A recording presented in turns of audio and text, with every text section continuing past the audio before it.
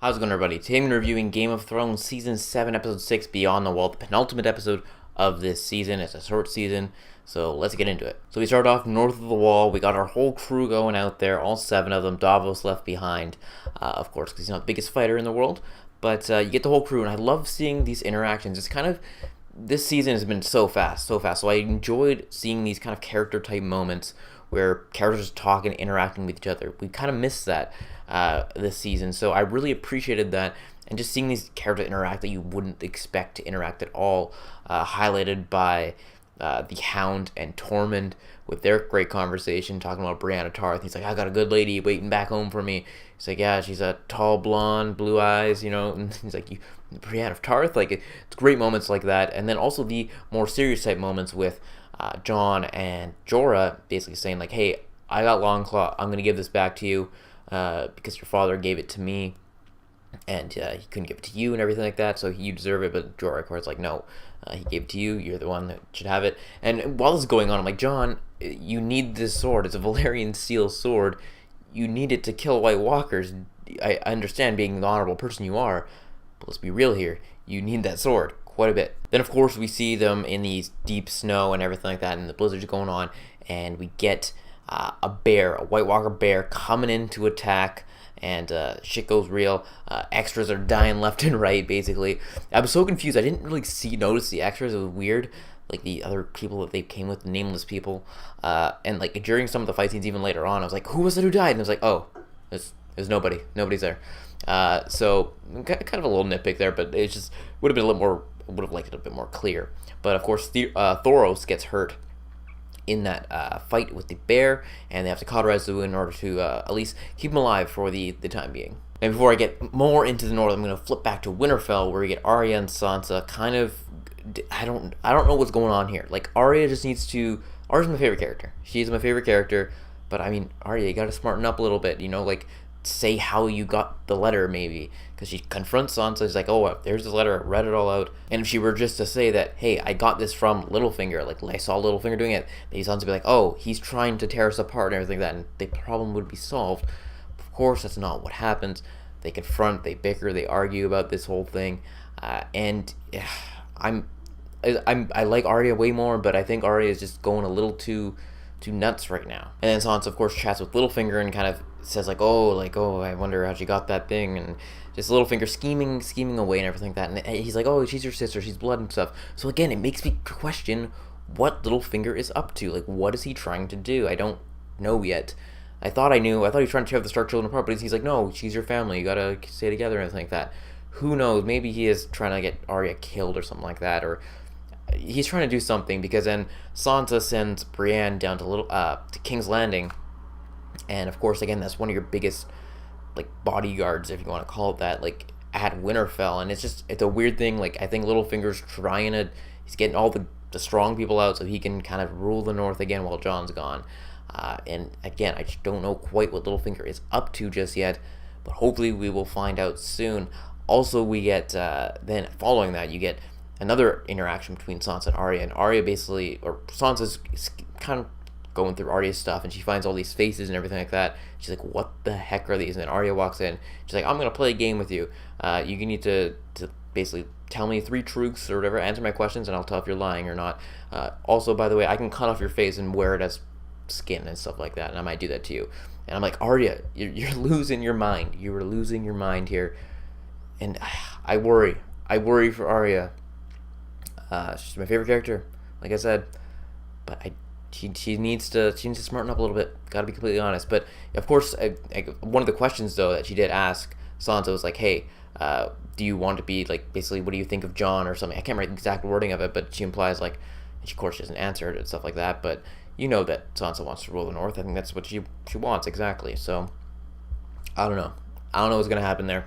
Who knows? So back again beyond the wall, we got Jon and his crew again, basically, and then they see these whites kind of marching and stuff like that. Hey, we got our chance. We can go get one of these whites. So they go down, try to do that, and one big revelation happens in this scene where we see that once Jon kills the White Walker there, everyone that that White Walker has resurrected seems to die. So it's I really hope this doesn't come to, I know it's gonna happen.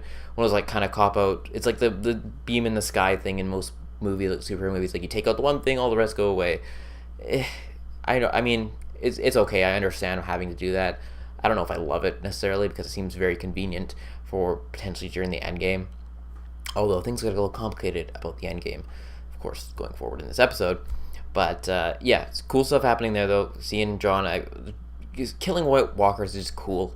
They just disintegrate. I think it's one of the coolest little animations that they have on the show. It's pretty sweet. Following that, they tell Gendry to basically do sprint like Usain Bolt and get back to the wall, get back to Eastwatch, and send a raven down to Daenerys to tell her like, hey, we need to get out of here. We got a white. Let's move. Of course, this is where the timeline issue, and I'll bring it up briefly because I want to break down the episode, but like the timeline is a little sketchy, hit and miss, and it wouldn't bug. I've read one article. It's like it wouldn't bug you so much if they didn't set up such a strict timeline like back in season 1, where like it did take them a couple episodes to get from point A to point B, whereas this one, Gendry's running from way up in the north back to Eastwatch, flying or sending a raven from Eastwatch onto Dragonstone. If you look at the map, you can Google Game of Thrones map if you haven't. You can see where Dragonstone is compared to where Eastwatch is. Send a raven down there, then Dany's gonna fly back, and it just gets a little convoluted and stuff. And I'm just gonna just try to forget about that because I enjoy the show so much, and I love so many other parts of the show that I'm not gonna get bogged down by it. But it is a nitpick that I think will bug a lot of people. But basically, they get surrounded by all these White Walkers up north, and they need to stand on this thing. The ice, of course, starts cracking and everything like that, and the Whites can't move any further. Back in Dragonstone, Daenerys and Tyrion are talking about Jon and kind of how, like, oh, you have a romance for him and stuff like that. And she's like, no, I don't, or whatever. And of course, she brings up the thing that I don't know how much this has been brought up. Maybe some of you guys can let me know how much the kids, like, how come she can't have kids and stuff like that. I remember she had the, like, one type of miscarriage type thing where she had her son die and everything like that back in season 1 with the witch and Khal Drogo and all that stuff. And maybe she just thinks that she can't have kids, because I don't know if it's, like, set in stone that she can't. Because I don't know. I feel like because they're saying she can't, she's going to, and probably. But Tyrion brings up the line of succession and everything like that, and just seeing Dany's reaction, she kind of just, again, there's times where Daenerys just keeps getting angry and everything like that out of nowhere, and Tyrion's just trying to like cover all his bases and everything like that. And he's trying to be mean or anything like that. And she kind of just snaps at him and stuff like that. So I don't know who she's going to choose for line of succession. Probably Jon, now that we see the end of the episode. I'll get into that a little later, but yeah. And then Daenerys also receives that letter from Gendry from Eastwatch there, and she's decided she's got to go down and save them. Basically, she's bringing all 3 dragons down to basically see these White Walkers in person and also rescue the team. Back beyond the wall, though, we see Thoros unfortunately pass away because of the wounds and everything like that, which is a bummer. I really like Thoros. I think he was a cool character, a neat character that, like, he had a lot of layers, and I don't think we got it fully into it, because I don't know, I'm going to miss Thoros, I really am. And of course, his resurrection powers we might miss as well if any other of the team dies going forward. But the Hound, being an idiot, throws a rock on the ice, and the White Walkers, the Whites, see that, hey, we can walk on the ice, and the Hound screws up everything, basically, here, and war and chaos ensues. Such a great, energetic battle that was fast-paced, non-stop, going forward. Really liked it, really enjoyed it. I don't know if I liked it as much as the whole, what's it called, the fire one with Dany and the Lannisters and everything like that, but still a worthwhile battle nonetheless. So Dany swoops in, coming in, saving the day, getting everybody on to the dragon. Jon, of course, going full Rambo mode, beast mode, killing everybody. Can't quite make it onto Drogon there, and then the scene happens where the Night King just casually grabs his spear, throws it, lobs it up, and kills this dragon right behind me, Viserion. And wow, what a shock! Like, it's tough. I mean, I honestly, I wish that didn't happen. I wish it didn't happen, especially coming to the end of this episode, because, again, I'll get into that in a sec. But man, what a heartbreaking moment, seeing this dragon die that you've seen grow from this little infant child dragon to this beast. It's just a bummer. It really sucks, and he will be missed, Viserion, or so we think he'll be missed. And then in one of the more, I guess, I was like, oh my gosh, the dragon's dead. But then the one part that shocked me, and I feared something, I was like, there's no way, because I was watching with some friends, and I'm like, there's no way Jon's gonna die here and anything like that. Like, he's way too important of a character. He's not. And then when he falls in the ice, I was like, what is going on right now? What is going on? Is Jon gonna die? And he doesn't, of course. He comes out of there, And then at the nick of the last second, again, some people might call this convenient. I thought it was cool. Benjen comes in with chain and fire and just killing freaking whites left and right. It was awesome. I thought it was awesome seeing Benjen come back and save the day. And Jon's like, Uncle Benjen, like he's back. And it's a cool moment. Of course, Benjen then sacrifices himself, puts Jon on the horse, and sends him back up to Eastwatch. And of course, Jon arrives at Eastwatch. Dany's watching from up top, and he gets into the warmth, and everybody is going on their separate ways. Well, kind of their separate ways. Of course, they're bringing that White down on that boat to King's Landing to Cersei. I don't know why Dany didn't like fly them down further. I mean, maybe they have that boat there, but still, I mean, she could have flew them a lot further than just Eastwatch. Come on. But of course, when Jon wakes up, Daenerys sees Jon stab him, kind of realizing that he actually was killed and everything like that. And again, I feel like instead of drawing them apart, it brings them together even more. Of course, Jon calling her Dany, and she's like, hey, no one's calling me that, so I'd rather, please don't do that. And he's like, well, how about my highness? I think it was, or your highness. And I think that's what he said. Basically implying that, hey, I will bend the knee. And of course, also Dany revealing that, hey, I needed to see the White Walkers for myself. I believe you. I will fight with you. He's killed my child, Viserion, and they're all I have, basically. I can't have kids, so the Night King is dead to me, and let's go to war with him. So it's going to be interesting what she kind of does, if she goes for the throne first or she goes for the Night King, because I don't know if it's explicitly stated in that scene whether she's going to focus more on King's Landing or if she's going to focus more on the Night King.